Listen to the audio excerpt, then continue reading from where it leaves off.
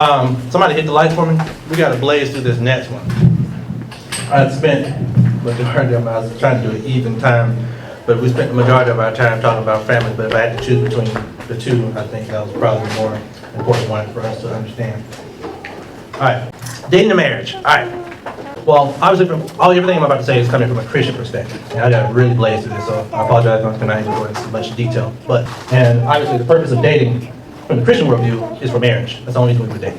And so the purpose of marriage, obviously, is to point us to Christ. The scripture is very clear that the husband is to love the wife, even as Christ loved the church. The wife is to respect and honor and submit to her husband, just as the church submits, even as unto Christ. And so the role there of marriage as a relationship, like we've illustrated all this time, we've illustrated through all these other categories of relationships, the role there is to illustrate something about God, okay? Of course, obviously.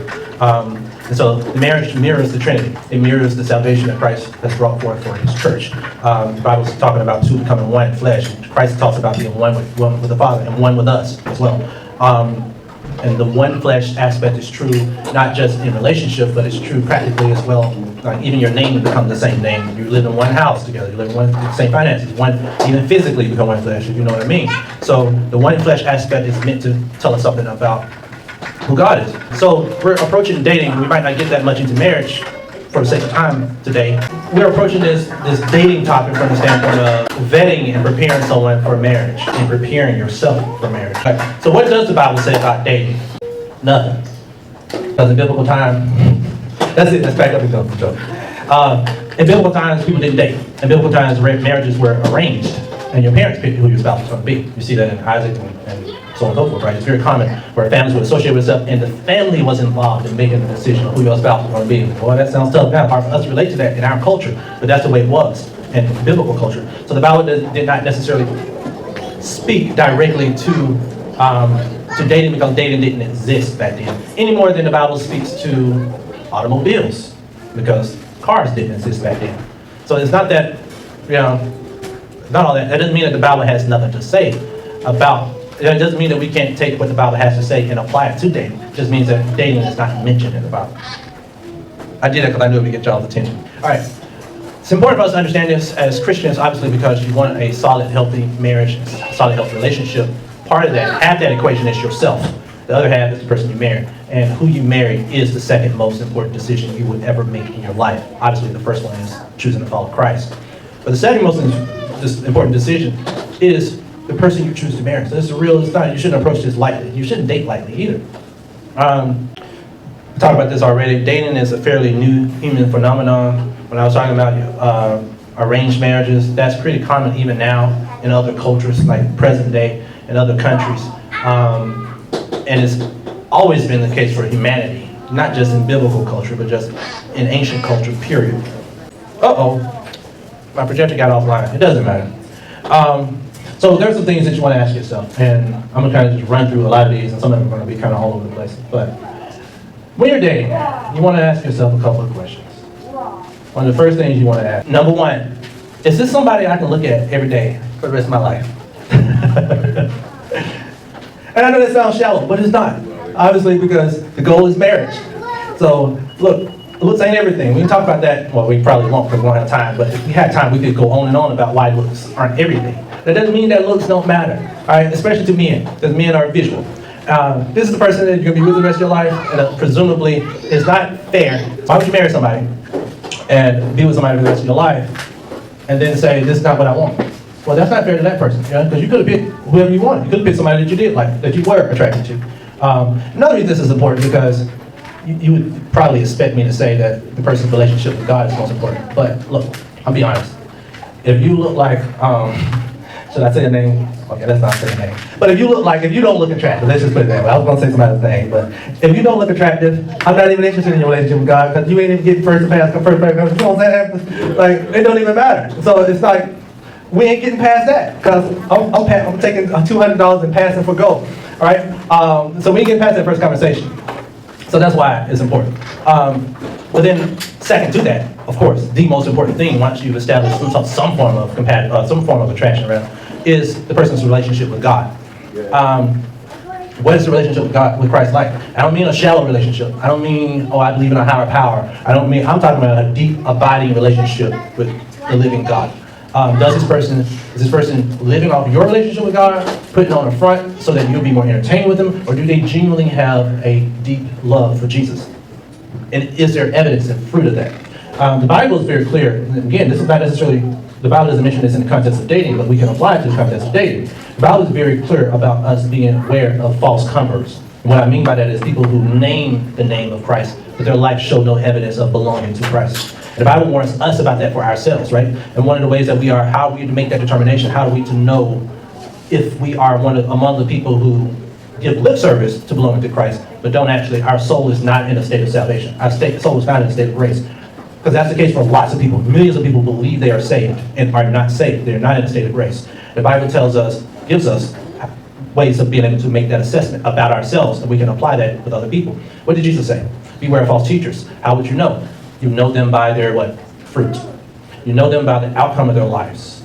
We know if we are living up to the confession that we name, we can look at and see if we are manifesting the fruit of the Spirit. What's the fruit of the Spirit? Love, joy, peace, patience, kindness, goodness, faithfulness, gentleness, self-control. And that's in the context of the Christian life, for sure. But I want you to hear me very, very clearly. I cannot emphasize this point enough, and this is not the only point I got to make. But if I had to make only one point, this would be the most important point, is their relationship with Christ and making that assessment. Because here's the thing, when you're dating, what you're doing is you're interviewing, right? You're interviewing and you're auditioning for the role of being that person's husband or wife. That's why, by the way, living together will never give you, let's sample it out and see what it's going to be like to be married. No, it'll never work. Because why? Marriage is a covenant. It's a commitment. And marriage doesn't say, if I don't like how you brush your teeth, or if I don't like that you leave your socks out, I get to leave. You don't get to leave. You don't even get to leave not just by the mere fact of the marriage, but you don't even get to leave legally. I mean, you have a paper that says you can't leave.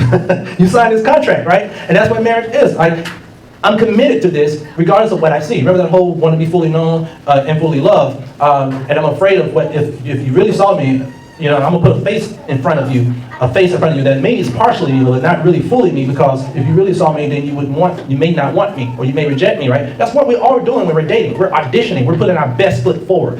When you're dating somebody, that's the best you're going to get out of them. Trust me. It doesn't mean that it's going to be bad when you marry them. I'm just saying that's the best they're going to do, because they got everything at stake now. So what I mean? And so living together, shacking up, as the old folks say, doesn't accomplish that agenda, because you're still putting on the front. They're not being them true selves. They know that you can leave, and so they're going to really show. So you can never really test out marriage without getting married. No, you can never. There's no way around this. Anyway, I don't know. I got from that. What did I get at? Oh, we're auditioning. That's what it is. And so if a person knows that your relationship to God is important, and if they know that how important that relationship with God is, to the point that you will not date them any further or entertain them any further unless they have a godly relationship, or unless they have a abiding relationship with Jesus, then what might an unscrupulous person be tempted to do? They're going to put on, right? They're going to kind of make themselves look more like what they think you want, because they want you, not so much that they want God. So deciphering in that would cause us to examine fruit. Of course, love. Let's take love, for example. And this gets very practical when we think about it deeply, Sydney. All right, so you want somebody who displays the fruit of the Spirit. So you want somebody who displays love. Now, what do we mean by love? We mean just emotion. We mean what the culture means when we talk about love. We mean just, this person loves me. I'm just so all in love. As my daughter asked me about, Mama, when you married Mama, did you fall in love? Did you fall all over the floor? I'm like, I just want to marry this lady. She asked me that because that's her concept at 6 years old about what love is, right? But we don't take our concepts from our culture or from our family or from anything else other than what God says what love is, right? Okay, so what does God describe love as? Patient. Is this person patient? Love is patient and kind. Is this person kind? Is it a kind person? Not just to you. Obviously, showing you they're going to be kind to you, obviously. Are they kind to the waitress when y'all go out to eat?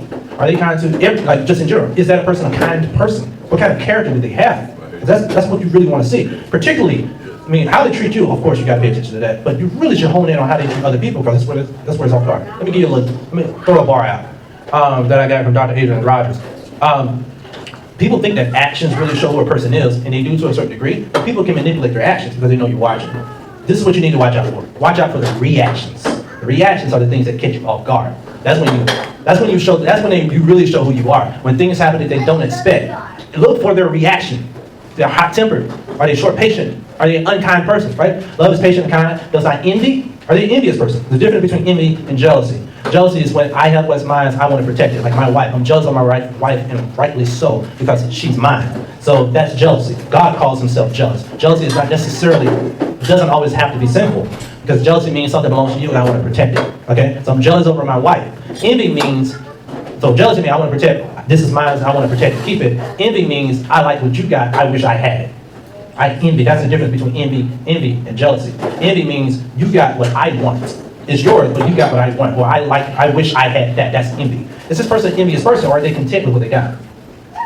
Is this person a money-hungry person? Or this person, because the Bible tells us the love of money, right? What the Bible tells us about idolatrous, covetous, materialistic type of person. Is that who you want to marry? If it's not a person you want to marry, it's not a person you should date. All right. Love is patient and kind, does not envy, it doesn't boast. This is an arrogant person. This person always bragging on themselves, thinking highly of themselves. It's not, I'm getting off track because I keep stopping. Love is not patient and kind, does not envy or boast, is not arrogant or rude. Rude. Is this person a rude person? Rudeness takes into account what is acceptable by the environment. Okay? What I mean by that?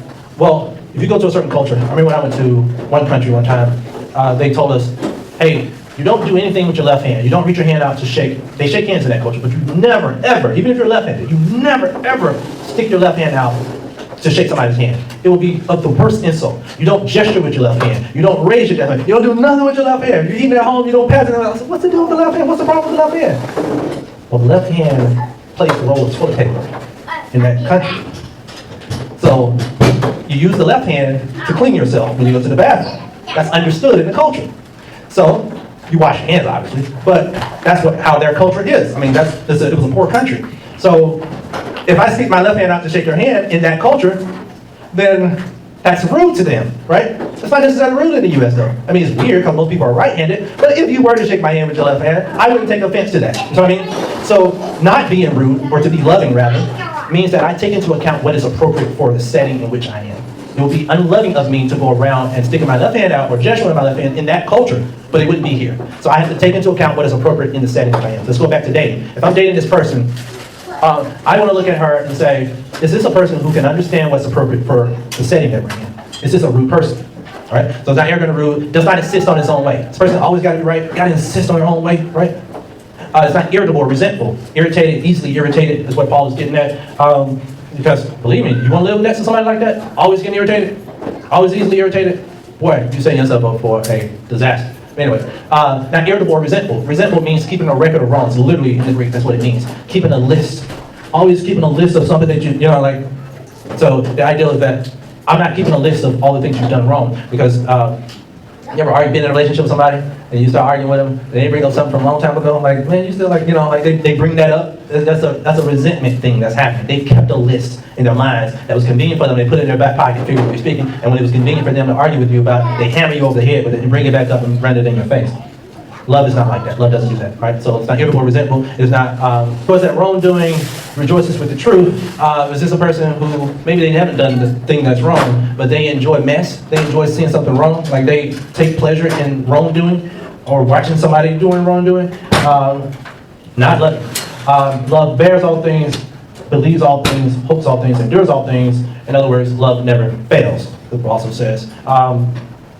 And there's a lot that I want to say. I'm really tempted, but we're running out of time, so I got to move on. But the ideal of believes all things is meaning that, in part, not just protecting. I think the NIV renders it as protects, always protects. But it also includes, like, not just, obviously, physical protection, for sure. If you're a woman, if you were dating somebody, that guy to be able to protect you and want to protect you.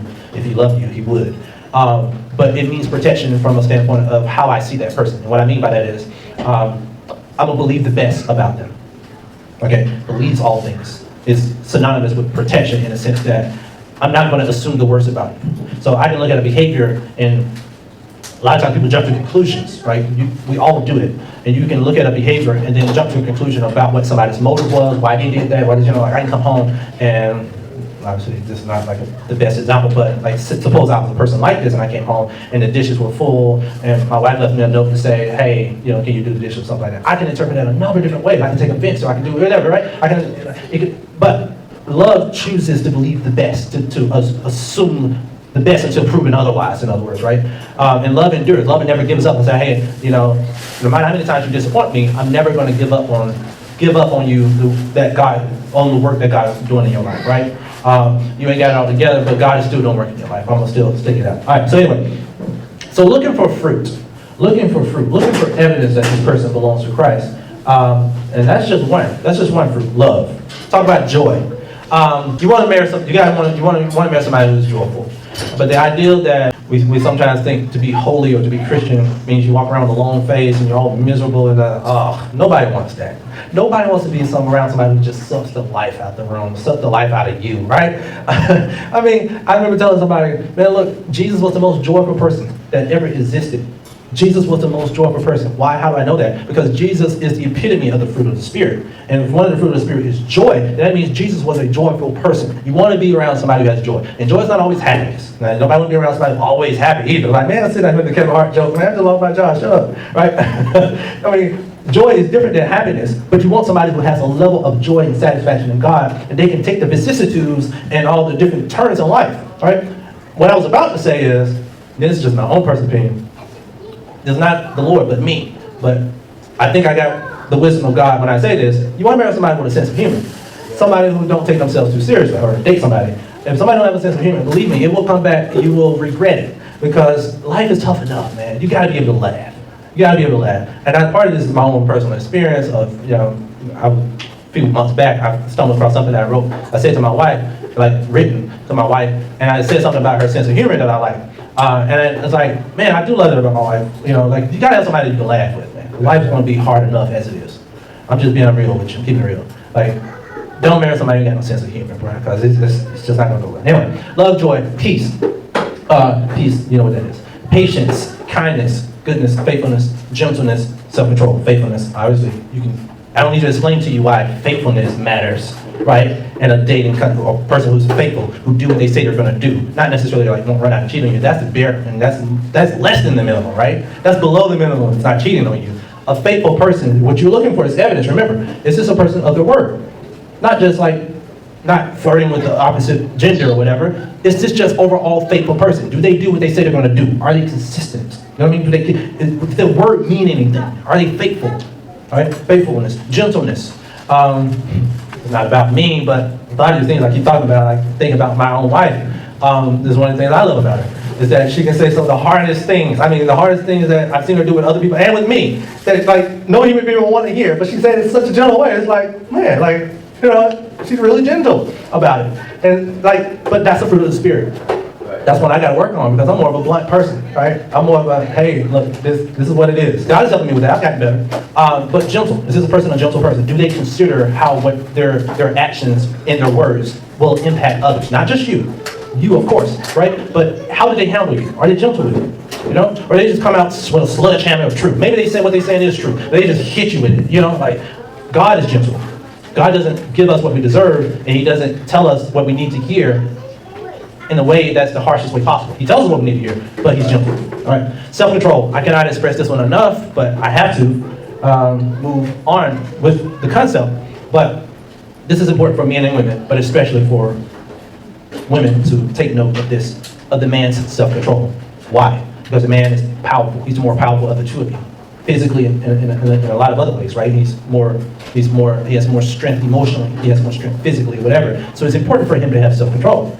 He also is a man who's going to be a provider and a protector. So that means he's got to have self-control. Oh man, we got to do part 2 next year, guys. We're not doing this justice. There's sitting there, this could be a whole conference on its own. Self-discipline, that's what control is. All right. So discipline, it consists of doing the hard things that you know you need to do, obviously, but the consistency of it. We talked about this before. The consistency is the most difficult part. So all of us can get up and get on a treadmill. Most of us can get on a treadmill and work out real hard. Even if you do a good hard workout, right? Or go deadlift some weights, right? Or bench press, whatever. You can do it. You can do it in theory. But to do it consistently, to wake up at 5 o'clock, 5:30 every morning, and I'm not saying if the person don't do this, they're not qualified. I'm just saying, I'm giving you an illustration of discipline, of self-control. This is, this is where the rubber hits the road, in other words, right? The consistency of getting up and getting on the treadmill, that's what makes the difference in body composition. Not that you did it one time, but that you're repeatedly able to hone in on that self-control and make yourself do it, make yourself eat right, make yourself work out, That's why we admire the people with nice physiques. We respect their nice physiques, because not because we like their physique, but because it speaks to that person's discipline. It says something about their character in a way. I'm not saying anything against anybody's character if you don't have a nice physique. I'm just saying some people are naturally born with it. But for the most part, people who have the physique, they've done the work to get there. I mean, and so obviously self-control can go so practical, because if you want a guy to protect you, he's got to have some skill to be able to protect you. He's got to have the ability to be able to protect you. You want a guy who can provide for you, and that is a husband's role. Then you got to have the self-control and the discipline to be able to get a high income earning skill. Whether he's going to college or whether he's going to trade school, whatever, he's got to have some self-control, some discipline to make himself do what he needs to do, not necessarily what he wants to do, so that he can be able to be in a position to be the husband that he's supposed to be. So I mean, self-control, I mean, you can go on and on about self-control, but the discipline is important. Obviously, you don't want nobody going upside your head who can't control their anger. So you got to know that too, right? So, I mean, it gets real practical, but. All right, some other questions, I got to move on, but what is this person's relationship with their family is like? We already talked about family, okay? What is their relationship? Tell me about your mom. Tell me about your dad. Did you know your dad? How did you interact with your dad? Tell me about your siblings. What they tell you, if they're telling the truth, and if you get to know them better and you watch them your own interactions, see if what they say, what they told you is consistent with what you're seeing. Look at the family dynamics, because look, that's the family you're going to marry into. That's the family you're going to deal with the rest of your life. But also, it's going to tell you on the front end something about that person. And maybe it's something they don't even know about their own selves, but you as an outsider coming out from the outside looking in, you can be able to look at that person's family and look at their family dynamics and listen to what they tell you about the family and the history that you couldn't see, but that they tell you about. And that can tell you a lot of context about the person that you're talking to and dealing with. That make sense? So, one, tell me about your family. Let's talk about a family. I'm gonna tell you about my family. We'll talk about a family history, Tyson. But also, can I deal with your family? I'm gonna be able to look. You got the worst mom in the world. That's gonna be your mom-in-law. Like you got the most annoying person. Look, I ain't gonna be able to deal with you. I like you, but I can't deal with your mom. We gotta break up. Oh man. Oh boy. Don't say that. Don't say that. I'm just joking. But can I put up with the family for the rest of my life? Is that person I'm going to be able to deal with? This person, I'm going to be comfortable with their parents being the grandparents of my children. Do the family love God? Am I going to worry about me trying to raise my children in a way to honor God, and then they stay over at that grandparent's house, and they believe in Buddha, or they believe in Islam, and they believe, all right? Because first of all, you got to establish, even if that person might be a Christian, that doesn't mean their family is. So I mean, and it's this kind of people I want my kids to grow up, this kind of context I want my kids to grow up into. I already said sense of humor. But there's a ton of things that I can say, but we are pressing time. Maybe we got 10, 15 more minutes? What do y'all say? Push it. I mean, everything's backed up a little bit. Y'all want to go a little bit more? I got a little more stuff. We ain't gone into marriage yet. Oh, we won't actually, but when you're in a dating phase and you think this person might be, okay, this person is a consideration, be mindful. Come to the table. This is really important to say, especially for the ladies. Ladies, listen up. You work on a different time frame than what men do, just biologically, right? So there's a window of time, where I'll call that, fertility window, whatever you want to call it. But there's a window of time in which what your goal is for marriage and family and all that stuff, it needs to happen within if you intend to have kids and all that jazz. And there are young kids in here, so if you guys catch my drift. If you don't, catch me afterwards, and I'll explain further. So ladies are operating on a more stringent timeline. But whether you're a lady or whether you're not, I mean, just the idea that if we're going to honor God in our bodies, meaning we're not going to fornicate, meaning we're not going to touch each other, right, in ungodly ways, then obviously you want to put a backstop on that. You're not going to be just doing this indefinitely, because you will likely stumble, okay? So the goal is not to date for 5, 10, 15 years with no aim, no purpose.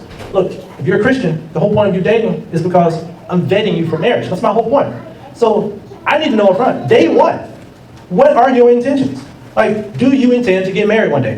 You can be all these things up here. You can be a Christian and all that jazz, but it doesn't matter. Like, at the end of the day, I'm looking to put it all on the table. That's what I'm trying to say. Put your cards on the table. Day one. Look, I'm looking to be married inside of a year or 2 years. Married, not engaged for that long. To get engaged with it, I'm looking to be married inside of 2 years. What are your thoughts? What are your plans? Are you interested? Are you not? Don't waste my time. Because ladies, you particularly don't have the time to waste. Men, you don't either. But at least you can still, you can catch up, if you will, for lack of a better term. But the ladies, you operate on, you ain't got forever. So you can't afford to waste a year. I mean, you could very well do all these things right, and then still a year later or something, it still falls through. That happens, that's part of life, that can happen, right? But you certainly shouldn't, on the front end, waste your time, a year of your life, 2 years of your life, even, heck, I wouldn't even waste 6 months of my life dealing with something that you didn't come to the table up front and have an honest discussion with this other person and saying, hey, what's your intentions? Look, I'm not looking to just be friends and be friends with, like, look, this is what my intentions are. I want to date to marry. Is that what your intentions are? So we all are on the same page. The other thing is, another reason it's important to date somebody who has the same worldview as you is because, like, look, no two people are going to see eye to eye on everything. And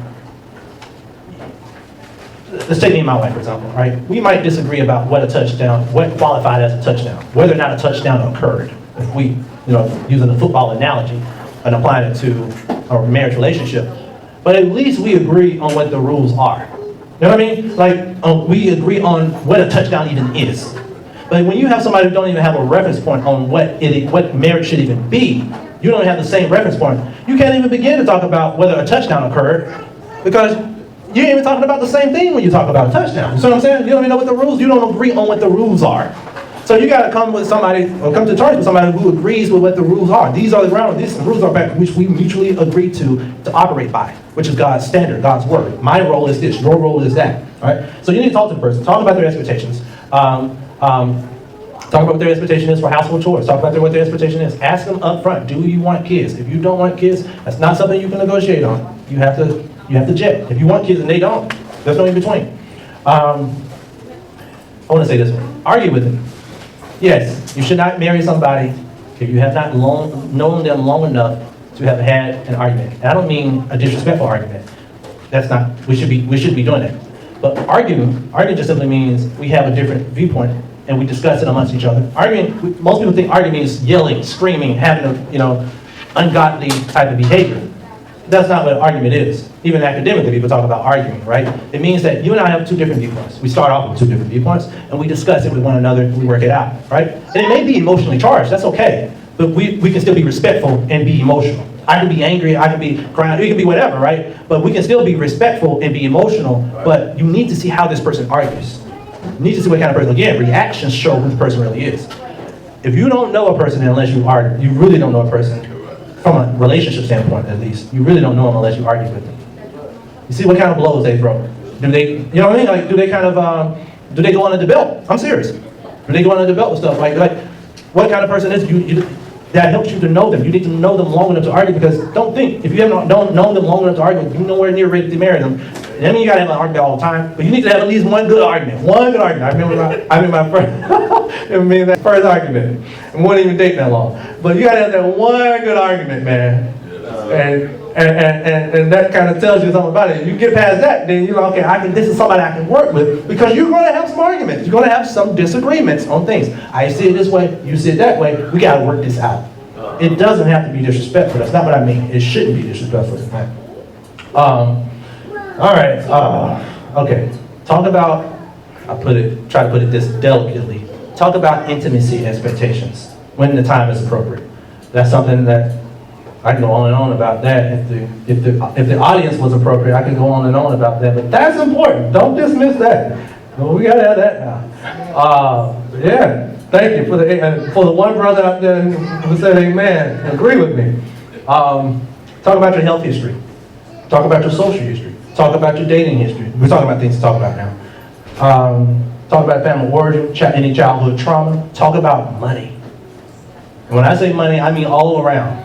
What you make, your career, budgeting, expense, what kind of debt you got, what your credit like. When the time is right. I'm not saying like date one, you're like, nah, man, that's just weird, right? When the time is appropriate in the dating season. At some point, these are things you need to discuss. And here's the thing, and I'm gonna stop with this. Here's the thing. You don't wanna pace yourself, okay? But you also wanna discover these things. You don't wanna be having these kind of conversations 1 week before the wedding, or 1 week before you're about to propose. Or reason is because you're so emotionally invested, you're not gonna be objective. Right? You need to know the most important things. The most critical things you need to ask about up front. Right? Some things are must-have, some things are nice to have, right? But the most critical things you need to be asking up front, before you've invested your emotions, so you can make a sound decision. So you can then say, okay, I'm out, and I didn't even know you like that, so it's all good. You know what I mean? I've cleared. So in other words, it's going to sound controversial. I told somebody this before. It's going to sound weird, but think from the process of how can I eliminate you? If you're not the right person, I want to find out as soon as possible. So how can I ask the questions that will eliminate you as soon as I can? So I can get you on out and get on about my way and move on to somebody else. If it's something that I'm not willing to tolerate. You know what I mean? Not like nobody's going to be perfect. There's no perfect person out there. I'm not saying that. I'm saying the things that you cannot tolerate. I cannot be in a relationship with somebody who's not a Christian. I cannot be in a relationship with somebody who doesn't want kids because I want kids. Like, go down the list of all the things we already talked about. Involve people with wisdom. Proverbs says there's safety in the multitude of counsel. You're clouded. Your perception of this person, you're in infatuation phase with them. You think they're all this and a slice of bread. And somebody else is going to be objective. Up front, like early on, involve wisdom. Involve your family. Involve wise people to say, hey man, what you thinking? What you seeing? What kind of person is you giving your take on this person? Early on, because now you ask them this and you're all invested in this person emotionally, and you all, then when they tell you the truth, you're going to get mad at the person who told you the truth about the person that you're in love with. Because, you just hate, you ain't going to listen then. Because you want what you want then. And you're going to convince yourself to look past stuff that you should be paying attention to. You know what I mean? That's why in that infatuation phase, it's almost a wrap by that point. So do it before you get infatuated. Alright. We got to stop there. Let's close out, guys. We got to do a part two. I think. Alright, let's pray.